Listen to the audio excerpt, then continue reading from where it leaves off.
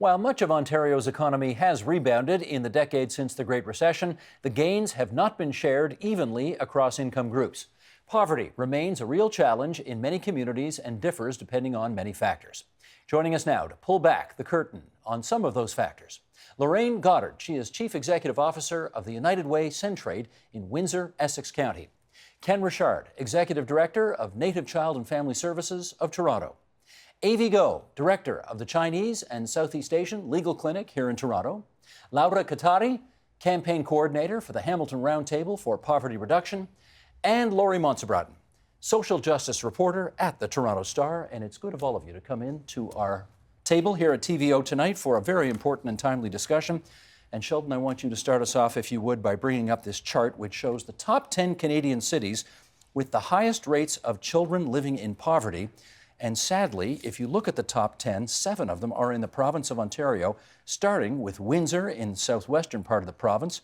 London comes in at number 3, St. Catharines, Niagara coming in number 5. And then if we flip that list over, Belleville is on the list.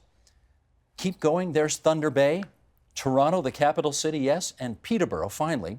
All of these cities in the province of Ontario, or almost all of them, in that top 10 list. And Lorraine, I've got to go to you first. Why is Windsor number 1? Well, I think it demonstrates the decline that has happened in our manufacturing sector in Windsor in the southwestern region. When I think about the last decade and the loss of really good paying jobs in our community, it's really had an impact. What we're seeing is GM is no longer in our community. Ford is about 30% its original employment size. FCA has managed to hold on, and the trickle-down effect of that in terms of Tier 1 and Tier 2 manufacturing suppliers, those really good-paying jobs, many of them have been lost. What has come back are much lower-paying jobs. And what we've seen is the outward migration of people in these neighborhoods going to the suburbs. And so the people that are left behind are people who can't afford to leave. And when you really drill that number down into our urban core, we actually have 1 in 3 children living in low income. So this says 1 in 4. This says 1 in 4. But you say drill down further, and it's actually 1 in 3. Yeah, in our core neighborhoods, yes. So, and we really have jobs though in our community available for young people in the manufacturing sector right now. But unfortunately, we don't have them skilled up to be able to participate in the workforce. Laurie, let me follow up with you, because a lot of people still think of Ontario as the engine of the Canadian economy and that it is a fairly well-off province, and yet 7 of the top 10 cities in the country are in this province. How come? Well, I think it's a variety of issues. It is access to those good-paying jobs, and one of the issues that I've been covering for many years is childcare. That families with children can't work if they can't get childcare, and it's not just a question of being able to find it, but then afford it, and concerns about quality. There were a number of very tragic deaths in unlicensed home childcare situations where the vast majority of parents leave their children because of the lack of licensed care. Only about a third of children have access to licensed care. There's only spaces available for a third of them. So I think that's a number 1 reason. It starts with childcare. Laura, I notice Hamilton is not on the list, and a lot of people think of Hamilton as kind of a hard luck city with a tough north end and a tough east end and all of that. What does it look like on the ground from where you're sitting? So the numbers are telling us poverty is declining in Hamilton. We've had a bit of renaissance in our gritty core, as they like to talk about it. But we still do have poverty. We just barely made it off the list by about 1%. So it still exists. We have seen the Canada Child Benefit really help families, especially in the inner core, move just outside of that poverty line. We've seen some really good movement around childcare, like what was already said. Our wait lists got down to 0 last year. I'm not sure if they're still there. but wait lists for assistance for affordable childcare have gone down to 0. And we have the whole community coming together. And I think that's an important tool in poverty reduction, especially in cities, is when service providers, government, everyone involved gets to sit down and work out a plan. I'm going to have Ken comment on this next chart first, but let's bring it up. Sheldon, if you would. Here we go. Some more sad facts of the state of poverty in our province today. Indigenous families with children in the city of Toronto experience an extremely high rate of poverty at 84%. Children in so-called racialized families are more than twice as likely to be living in poverty compared to children in non-racialized families, this again in the Toronto region. Almost 1 in 2 Toronto region children who arrived in Canada between the years 2011 and 2016 live in poverty, half of them. And 13 city wards have areas of child poverty where the rates are 50% or more. 13, that's half the city essentially. Okay, Ken, you're coming in first there. What does that look like on the ground in your daily activities? You know, Toronto is seen as a very affluent city, and it's a victim of that to some extent. And the people who pay for that are really those who are on the margins. Toronto's got almost 2 realities. One is the condo consuming, Friday night snacks with the friends. There's another reality, and it's mostly hidden. It's in our inner cities, only to some extent. That's shrinking, but it's more likely to be in the suburbs. They call the inner suburbs, which are old, strip-malled situations that are not very visible. Etobicoke, North York, Scarborough, Yeah, that Scarborough kind of thing. primarily. The Scarborough Strip along Kingston Road, for example, that's where those statistics are coming from. And what's interesting, and well, I think it's interesting enough, and it's not sad, but it's certainly something that we have to do something about, and that is the increasing numbers of children that are living in poverty. I run a child welfare-related agency, and the connection between child welfare and Indigenous child apprehension and poverty is an absolute straight line. So it's not just lack of income, and we talk about here about lack of affordability of housing and those sorts of things, and they're fairly abstract. But the reality is you've got a lot of Indigenous kids in care, you've got a lot of racialized kids in the care of the societies. This is what it looks like on the ground. And what's the irony of it is that the government at that point will start spending substantial amounts of money to keep those children in care. So it's a twisted situation that I think we need to step back and have a look at, because apprehending children in poverty doesn't seem to be the right answer. More than that, it's not very successful, because those families keep replicating themselves because of the disruption from the state. So it's tough. So, but we're dealing with, in Toronto, food insecurity with children. We're dealing with young moms living in basement apartments, and I know of this, with an inch of water on the floor. We're dealing with some pretty horrific scenarios. Indigenous women experience it the most, but many others do as well. Well, Avi, I should go to you next, because you've been dealing in racialized communities for, 20, 25 years now.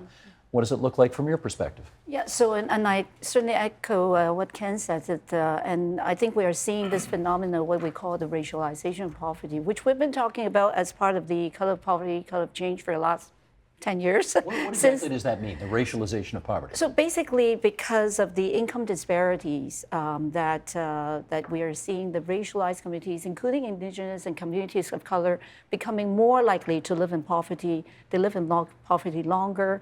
There's a higher proportion of the families living in poverty from those communities. So giving an example of the stats, right? So we now have like 29.3% of the province of Ontario who are identified as people of color. So the poverty rate for non-racialized groups, like people who don't identify as person of color, is around 11.4%.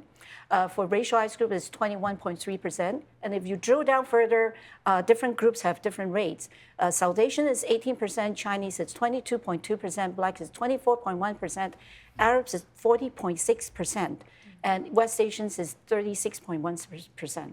So it's a huge issue for some communities. Like 4 out of 10 Arabs living in Ontario are poor. And so we really need to understand why that is the case. And I think that one of the big issues is access to good jobs.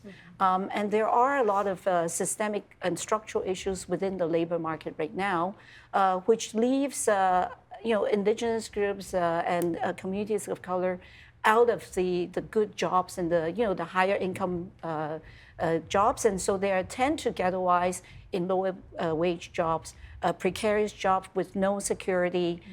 So even with the increase in minimum wage, they are still living in poverty. For many of them, they're still living in poverty. Is it your view that the increase in minimum wage will actually help these people, or rather prevent them from being offered a job because employers can't afford to do it? I think we were just talking about this earlier. I think in the short run, maybe some employers are doing that. But I think hopefully in the long run, having the minimum wage increase and overall to more like a living wage, it should be able to help some of the families pull themselves out of poverty. Okay, Laura, I want to put the spotlight back on the Steel City here because we talked about its hardscrabble background not too long ago. Sheldon, again, if you would, let's bring these up. Insecure employment in Hamilton. Here we go. Hamilton has the highest rate of workers in so-called insecure employment. 57% of workers in this category compared to an average 51% of workers in so-called insecure jobs across the Greater Toronto Area. Only 25% of Hamilton's insecure workers have access to an employer pension plan, and 21% have employer health benefits. Half of Hamilton's insecure workers reported they rarely or ever are able to volunteer as coaches or other roles in kids' activities outside of schools. Half. That compares to just over a third among workers in more secure jobs. And again, these are the stats, but tell us what that looks like on the ground. On the ground, it looks like people not able to move on in their lives. People remain stuck where they are, quite literally not leaving a rental apartment for fear that they won't be able to afford anything else, never buying their first home, not getting married, people delaying marriage. And if they're raising children, exactly, they're not going out to the soccer games with their kids. They're barely able to afford childcare. And so lives are quite literally stagnating. Further along the spectrum, because it is such precarious work, when something does go wrong and they do lose a job, they're not qualifying for employment insurance because Hamilton actually has an incredibly low rate of unemployment Lower at the than moment. Toronto. It's People don't know lower that, than but it Toronto is. right now. Yeah. So you need 900 hours in the past year to qualify. But if you're underemployed, you're not going to get those 900 hours. Well, tell me this then. Hamilton area, I think Brantford as well, one of 3 areas in the province of Ontario that were selected to be pilot project studies for the new basic income, which has been in place for several months now. Indeed it has. Has it made any difference? So far, we don't have any of the first evaluation material. We are partnering with the project and keeping in touch. What I can give you is actually stories firsthand of people that have started it. A friend of mine, and I'm going to call him a friend, I've known him for years, we've worked together through the roundtable. He's been on assistance more than a decade, probably closer to 2. And for various reasons. And upon getting basic income, he was able to, for the first time in decades, return home to Timmins to see his family, to see his siblings, to be able to actually help them in their day-to-day lives. And when we talk about income for people and what it can do, people get caught on the dollar amount and, oh, they should be earning that, and they don't understand the deprivation that goes with it. I got an email from him on Christmas Eve, the 23rd actually, of December, saying he was up in Timmins, and man, had it snowed, and it felt so good to be able to shovel his sister's driveway for her. And for me, that's what the money is about. Yes, being able to have food and shelter, obviously. I don't think OW is enough for that. But to be able to engage in your own family, that's huge. Laurie Montse-Broughton, I want to go to you now. Your job as a reporter covering these issues for many, many years has required you to look with a critical eye to what the province of Ontario has done in terms of making progress on these issues. How are we doing? Well, actually fairly well, surprisingly. Even Campaign 2000, in their annual report on child poverty, commented that we are now, the stars are aligning. We're talking about all those issues that we've been talking about in isolation for many years. We've got a basic income pilot to actually look at what is a sustainable amount of money that people can afford to live on. And the minister, when she first talked about bringing that forward, talked about, we're not just going to wait for 3 years and then evaluate it and then do something. We're actually watching this. We're hearing those stories as they progress to see what we can do right away to tweak our social assistance system. And Laura was part of this panel. The province commissioned former Judge George Thompson to take a look at all of the income security programs in Ontario, not just social assistance, but the pensions and benefits and workplace supports. And they've come up with a roadmap that, if implemented, a 10-year roadmap that they feel could actually transform our social assistance system, that is that social safety net to push people up when they're between jobs. So we've got that piece of work sort of sitting there. We've got this childcare program that's obviously planned, that's obviously starting to take effect in Hamilton, a plan to create 100,000 childcare spaces over the next 5 years. I mean, that's historic. And they've actually put some money, 120 million in the last budget, and with more they're telling us to come. So there's a lot of pieces, and the minimum wage and the changes to the workplace policies. And then combined with what's happening on the federal level, with the huge boost to the federal child benefit, and money for housing finally is starting to trickle down. An inclusionary zoning legislation that needs some work still, but so many of these stars are beginning to align. And I think Campaign 2000 in their fall report sort of said, we've got an election, let's make sure all of the parties are talking about this. Well, I'm glad you said the word election, because that's what I wanted to follow up on. Obviously, the government of Ontario feels, Lorraine, that it's got a good story to tell. The other two parties are going to say, no. Who's right? Well, from our perspective, we would say that we need to keep going in the direction that we are. I mean, a lot of these pieces, as you have indicated, are coming together and starting to align, but we have to give it more time to realize the impacts of all of these new approaches and outcomes of some of the studies that are being undertaken in that. So I would really hope that with this election, it remains an issue, that the things that have been started continue to be advanced regardless of the outcome of this election, and that, that 10-year roadmaps, those things start to be implemented. I mean, it's been a long time since there's been any real structural changes to our system. And we know that although poverty is an income issue, there are a lot of structural barriers that prevent people from being able to lift themselves up. Childcare is one. Another from our community is regional transportation. If you live in one of the suburb communities and there's a good paying job that you're qualified for, but you have lived in poverty and you can't afford a car, that job is just not there for you.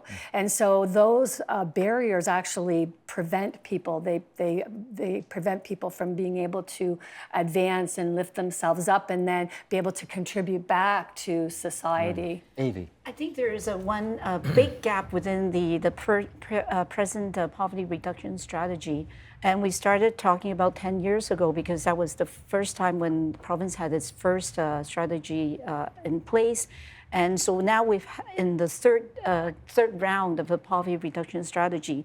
The first two strategies never talked about the racialization of poverty. In fact, when you look at the second poverty reduction strategy, they name a whole bunch of groups that are marginalized, like seniors, women, people with disability, youth, students, like everyone. except for communities of color. So if you don't even want to recognize the issue, which we know it is an issue, then how are you going to find a solution to address it? Do they still not recognize it? Not really. I mean, it's like if you listen to the the current sort of talks about whether it's sort of the housing strategy. For example, the national housing strategy does not talk about race. It does mention Indigenous communities as one of the groups. It does not mention communities of color. Same with the national poverty reduction strategy. It does not mention communities of color. Ken. Well, and it's also got an interesting twist on the Indigenous file, insofar as the most of the attention with Indigenous children, which is my world, is on children on reserve, and those kids need attention absolutely. But the reality of Canada is that you are seeing this rapid urbanization of Indigenous people. Toronto's census showed a 20% increase from one census to the next. And those folks aren't coming here and doing well necessarily, although some are. We got to recognize that there is a middle-class Indigenous population here that's buying houses and doing very well. However, these proportions, and you referenced 84%, which I find alarmingly high, but if it's even 50%, that's still something we cannot tolerate. This has to be recognized as a city problem as much as something north of Superior. And Torontonians, I think, have to get their head around the fact that there is a burgeoning Indigenous population here with lots of strengths, but lots of issues that come from, in fact, with the genesis of them started in Toronto itself with the kind of way this country was settled. So we're coming back home, and in coming back home, we're looking for a space. And it can only be dealt with in a holistic way. It's not just about giving people more money. It's about giving kids opportunities. It's about investing in them early in the day. And it's about a planned strategy with a lot of community consultation. We need to build Indigenous community in the cities. Right now, we're still awkwardly trying to identify it. And to me, it would be a significant election issue that would certainly be brought by this community to the elected folks that are putting themselves forward in the coming election. Laura, in your experience, when groups such as yours try to put poverty issues on an agenda during an election campaign, it's tough because, right, there's 1,000 other issues that you're competing with at the same time. What makes you think you're going to have any more luck this time getting their attention than you have in the past? I think there has been a shift. Shift on our part and a bit on the middle class as well, understanding that our issues are becoming their issues. That issues of security of employment, contract employment, are not just poverty issues. Issues on making sure you can access your EI is not just a poverty issue. There's more precariousness everywhere, right? Precarity everywhere, housing issues everywhere.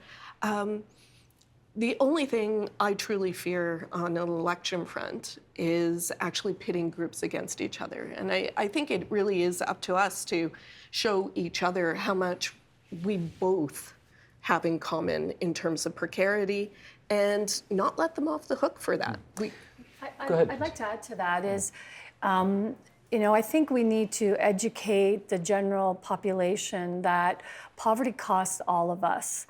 We're all impacted by it. We did a study from the last census data out in our community, which is the Windsor-Essex County community, and we looked at the cost of poverty from 4 domain areas: healthcare, the justice system, social services, and lost productivity. And we calculated that it is costing all of us as taxpayers in our community of 360,000 people $450 million a year just to maintain the status quo.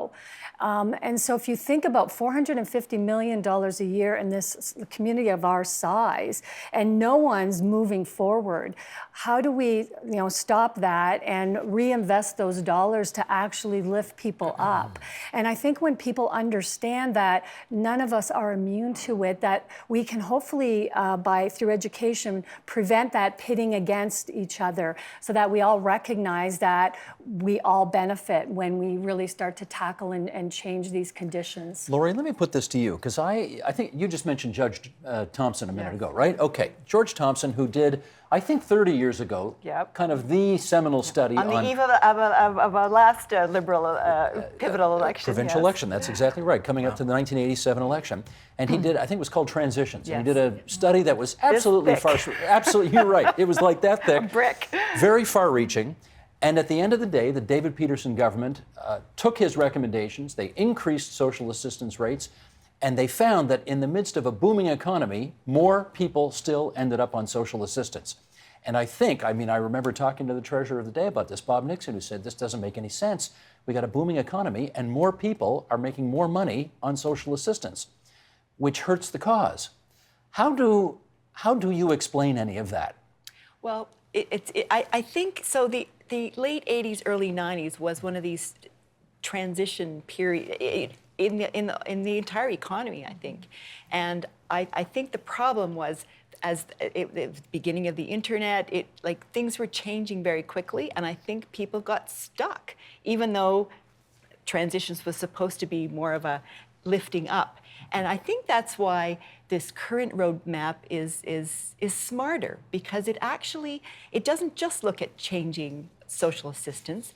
It looks at building the system outside. It talks about a housing benefit that would benefit everyone. I know when you talked about trickle down, I think in this election, if groups can talk about the trickle up theory. We know the trickle down theory hasn't worked because the 1% is it stopped up there.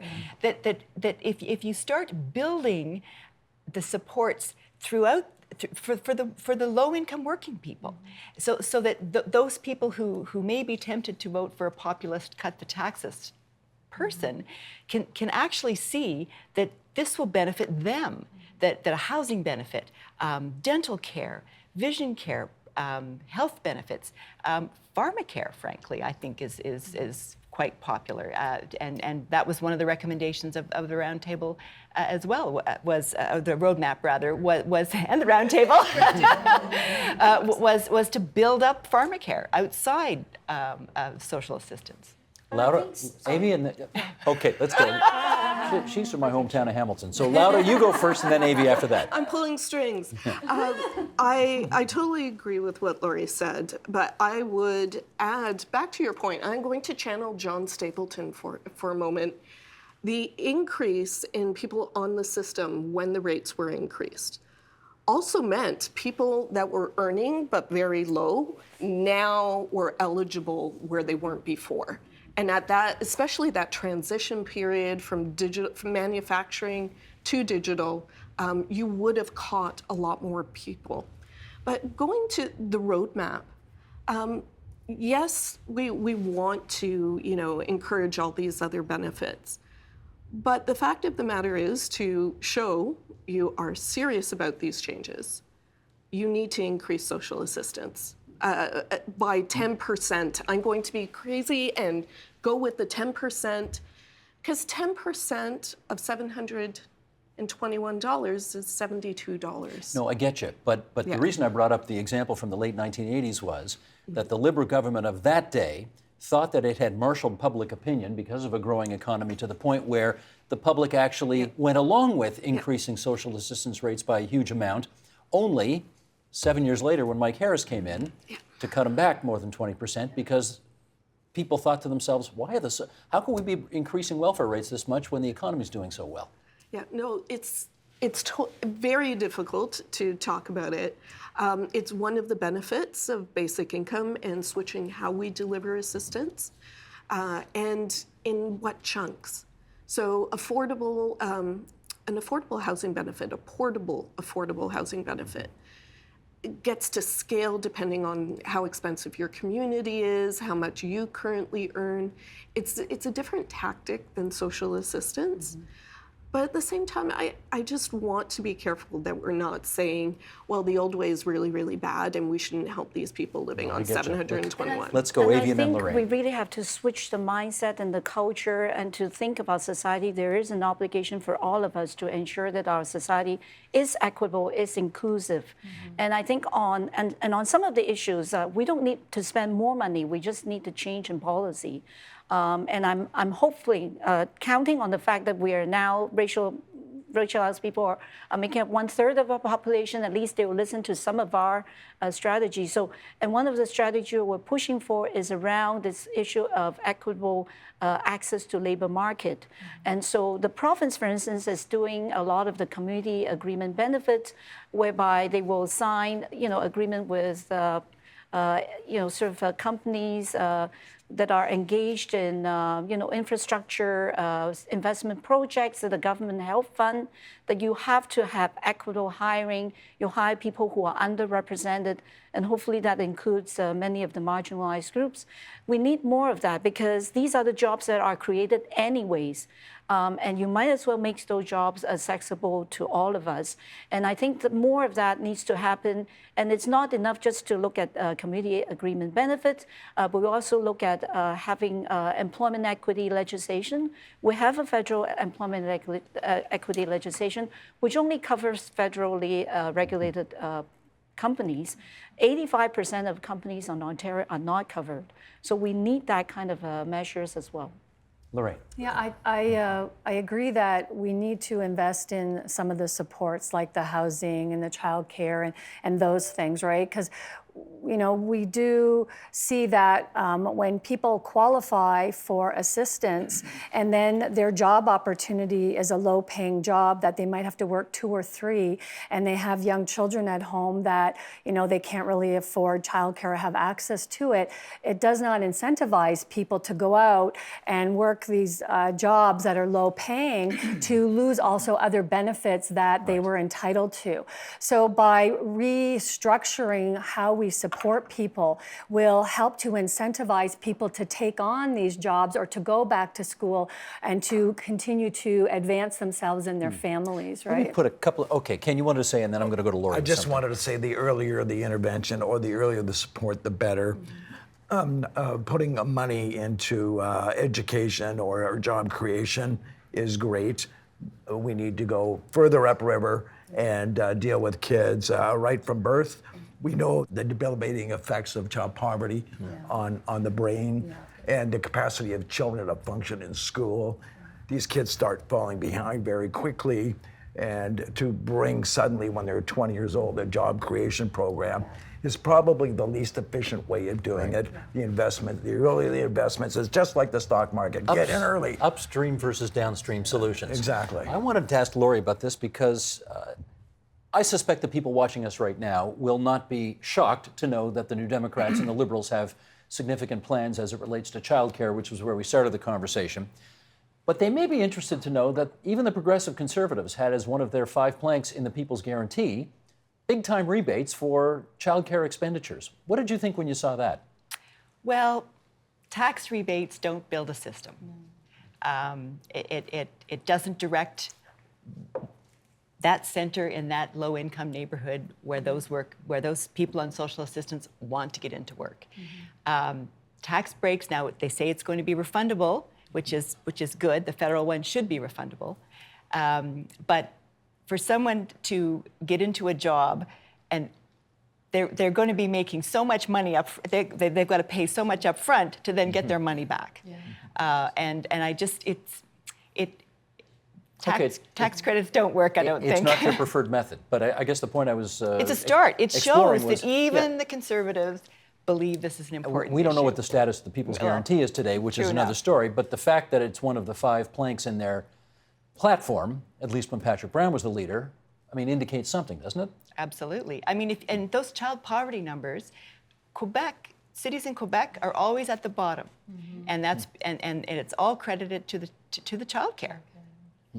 And In its various forms. in its various forms, yes.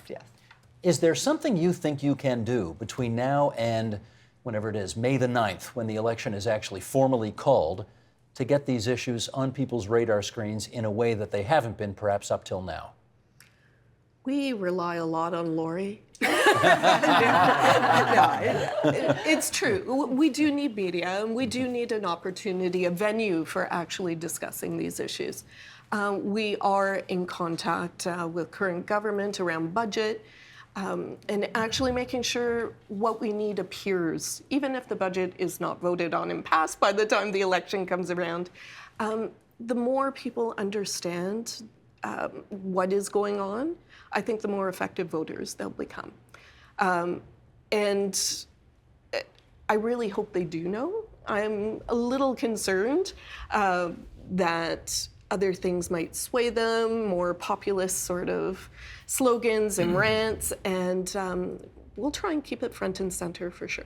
In our last 30 seconds, let's go back to southwestern Ontario. What do you have to do to make it an election issue?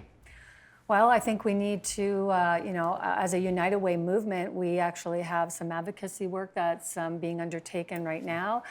We want to ensure that that issue is front and center, and that we just keep talking about it. I think it's going to be really important that the people who are working in the sector and the people impacted, we mobilize them. They are a voting electorate, and we need to make sure that their voices are heard. We thank the 5 of you for coming into TVO tonight to have your voices heard. And we talked about it a little bit on TVO tonight, so good of you to do so. Thanks so much, everybody. Thank you. Thank you. Yeah. The Agenda with Steve Paikin is brought to you by the Chartered Professional Accountants of Ontario, helping businesses stay on the right side of change with strategic thinking, insightful decisions, and business leadership. Are you on the right side of change? Ask an Ontario CPA.